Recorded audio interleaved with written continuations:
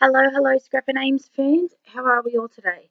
I am here with my design team, or one of my design team layouts for the month of September for the Facebook group Scrapping Good Times. This one is the Technique Challenge, and for this one it was the creating a layout with an angle. So as you'll see shortly, I've positioned my photo in the middle of the page, and then I've built my angle around that. It was an interesting challenge, I must admit, and I know that there's been some of you who have already participated in this challenge that have come up with some really interesting takes on this. So it's really cool to see everyone getting in and getting involved and, yeah, going with the flow. Now what I'm scrapping here is for my niece's baby album that I'm making, and this is just a collage of photos that her mum took when they were waiting for her to arrive. So it's quite a cute little picture. I'm using some Kaiser Craft papers here. I think all of them are in one way or another, or one range or another. So I'm just going to layer my photo here just to give it a bit of a bump off that background, that sort of busy orangey coloured background, just to soften it a bit with the pinks and purples of these two pattern papers that I'm going to use. You'll see here.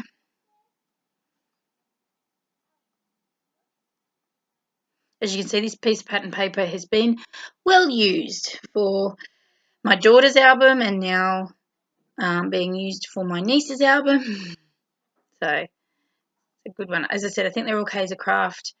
I can't remember the names of them. One little one or something. I can't remember. Anyway, if you want to know, just leave me a comment and I will let you know if you specifically want to know which ones they are. I've probably used them in previous videos as well, so you might know just from those as well.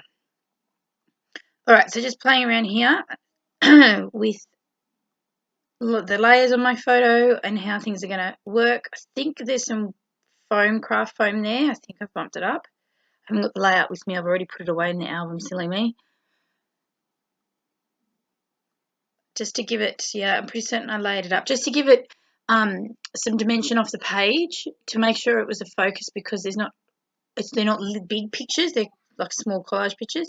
Plus I wanted to give it a way to build my angle with my embellishments on this one. So just see, I've placed it in the middle, and then what you'll see is my embellishments on the diagonal is how I do this. So there was a fair bit of video taken out here because I did play around with what I was going to put where and stuff like that. And in the end, I actually just pushed it all off the paper and went, right, let's just do it. And so that's what I'm doing right now. So I do fuss around. I have cut bits and pieces out, so it may jump back and jump forward a bit to save you the hassle of seeing it all being stuck down. But essentially what I've done is made I'll make two kind of big embellishment clusters, I guess, here in this top right and then in the lower left as well, which you'll see shortly as I build them up. Some things go on craft foam just to make them pop up a little bit more, so I can also put things like this underneath and really give some layers and dimension to that angle. And again, most of these embellishments are from some of them are from Kaiser Craft, some are from an old ephemera pack that I got from like the reject shop, I think, and some are from the new Project Life baby ones that they've got. I've got the baby girl one. So it's a nice mix and match of all things here, and then I've just chucked in a couple other little bits and pieces I found in my stash that I thought suited this layout.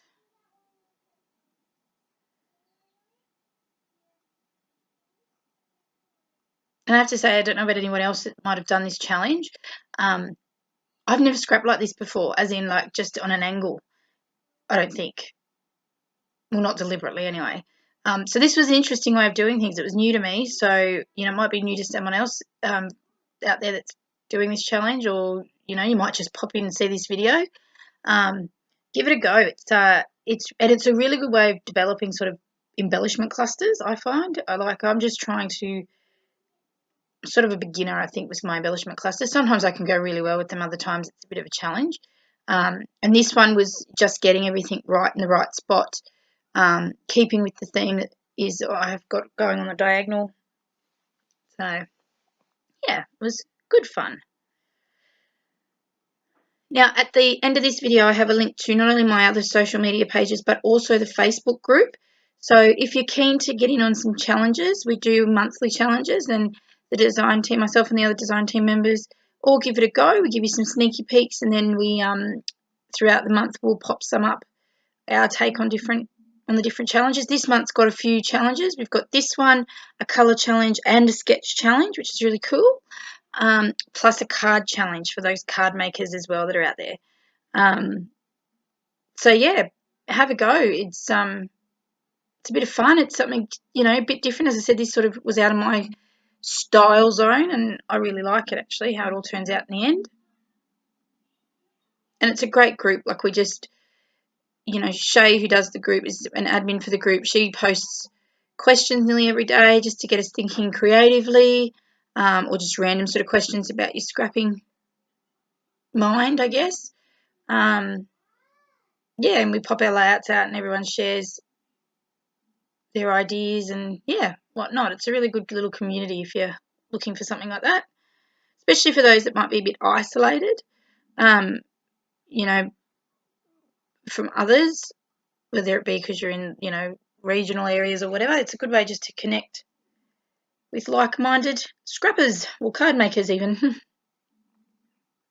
Now, I do think I speed this up a fair bit from the previous. I think I sped it up because, as you can see, I'm just building the main elements of each of those angles there. I knew what these big embellishments I was going to put on, and then now I'm just going through and finding little bits and pieces. As you can see, I've got a whole heap of stuff sort of sticking here. I've got, you know, phrase stickers, word stickers, little embellishments, little funky hearts and things like that. Here I'm just adding some texture to the background just to add a little bit of interest to the clusters, and just adding some coloured thread using that pink. I think I use a soft purple, which you can't really see on the video here. You probably see it in the close-ups, I think. Can't remember if this one. Had a bit of trouble with this camera over the last little few goes at filming, and I haven't been able to do the close-ups real well, so I may have just not got that, but yeah. So I popped that thread in underneath there. As you can see, I'm just using my little fine tip Tombow glue just to make sure it's all sticking down. And I had a sticker from a Kaiser sticker sheet sitting on the side there on that little grey piece you see. That's a word sticker. I had a bit of trouble with it sticking down, so I just chucked some glue under it just to hold it and the thread in place. Yeah, see, I'm going to fight with it now. I think that's what's here. Oh, no, maybe I had another pop of pink. Thought I added purple because I had some purple in there, but maybe not. So just add, as I said, just to add a pop of texture, bit of different, something different than just the embellishments, and just some little pops of colour, random colour throughout the embellishment clusters.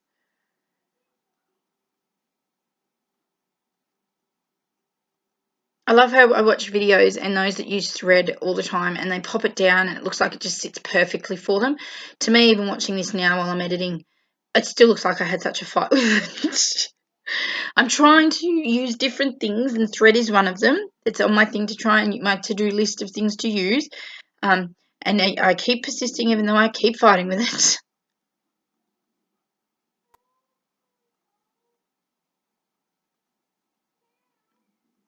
And I was really conscious with this, making sure that I didn't sort of come outside that angle sort of cluster there. So I wanted to stick to that sort of little corner there at the top and at the bottom and not extend too far out. It's also the reason I chose that sort of pattern paper where it's got its own like busy sort of pattern on the background and different pops of colour and things like that,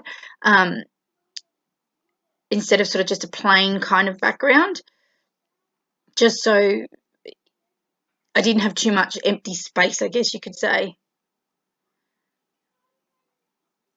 Now I'm just adding some wood veneer just to add a different sort of layer to the clusters as well, because these will sit up a little bit from those flat pieces.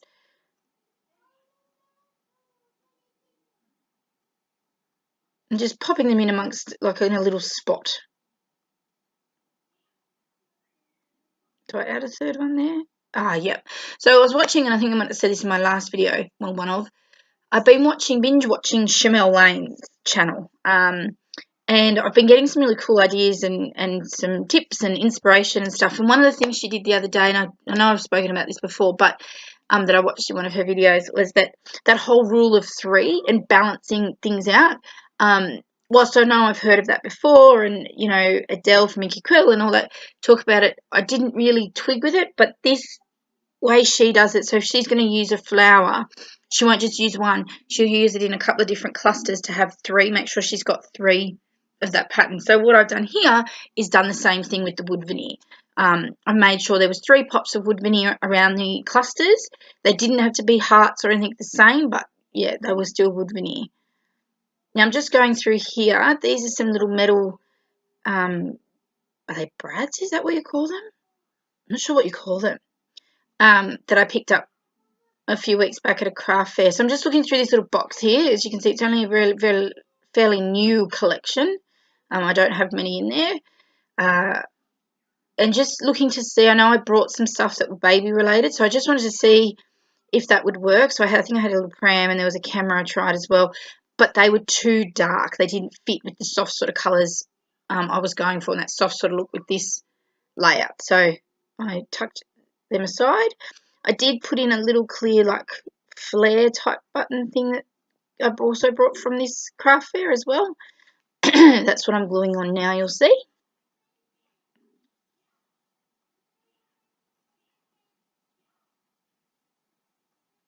Just making sure it sticks really well. I hadn't used them before, so I didn't know whether or not they'd be a bit tricky. So let me know in the comments below, has there been something... So what I was saying before about the rules of 3, I've seen it before, I've heard it before, and I've heard other people talking about it, but when I actually saw this Chamel doing it the way she did, I was like, oh, and now I'm sort of trying to remember that technique. Is there something you've seen or heard a million times kind of thing, but then saw someone else do that technique, or and you've gone, oh yeah, okay, that makes sense, and did it? Yeah, it wasn't even so much that it made sense. I don't know, it just clicked with me this time. Maybe because she was using, it wasn't sort of so much about things like the enamel dots and stuff. It was like these big sort of embellishments she was using. She made sure she used in a group of 3. Yeah, it was good. But yeah, I just think it's funny sometimes, you know, as I said, we see these things over and over again and we go, oh yeah, we'll give it a go and righty-row and try and remember these things, and then you know, you see someone else do it in a different way, I guess that's probably what it was, and it's clicked. So let me know in the comments below whether or not you've had a moment like an epiphany kind of moment with your scrapbooking.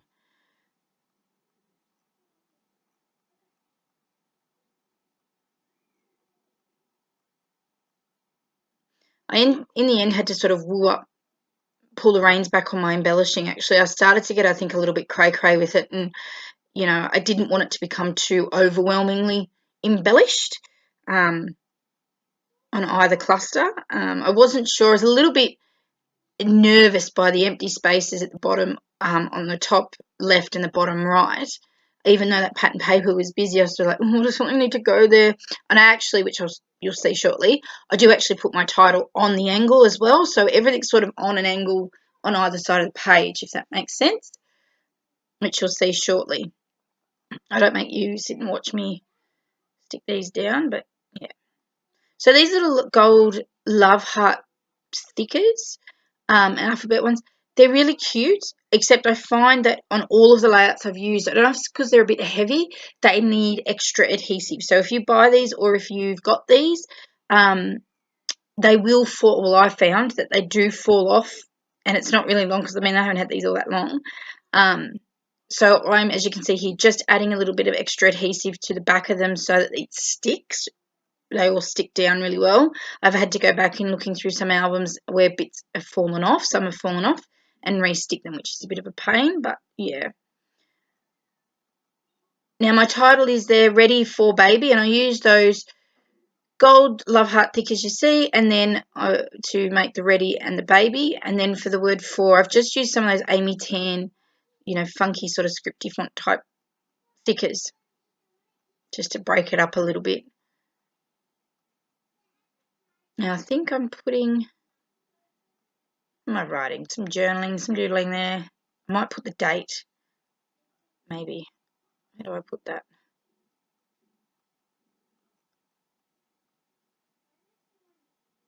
down the bottom here. Must be the date. Sorry, I can't really see it, and I should have brought the layout in with me, but I was really productive on the weekend. I haven't been very well, so scrapping was off and on, but I had a pile of layouts that needed to be put away, and usually I keep my design team ones out until I've done these voiceovers and they've gone live or been uploaded, so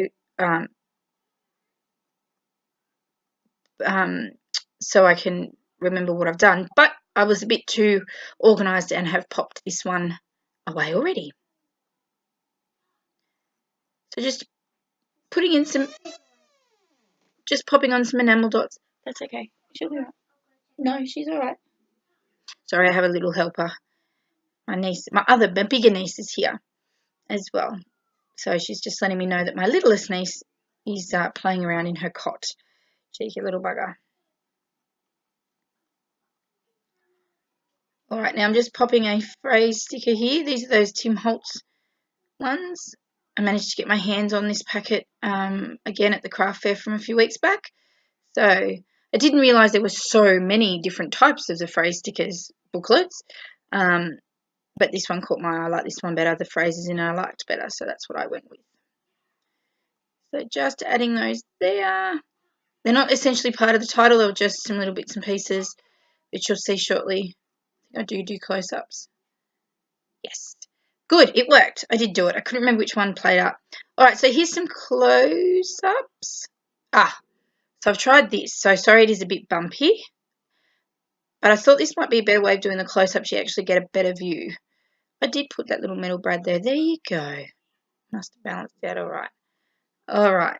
So there you go. You can see some thread there just popping out to add some colour. To link in some of the pink. There's you see my two embellishment clusters. And across to my title. Alright. Remember to hit the like and the thumbs up. And I will see you next time. Thanks for watching. Bye.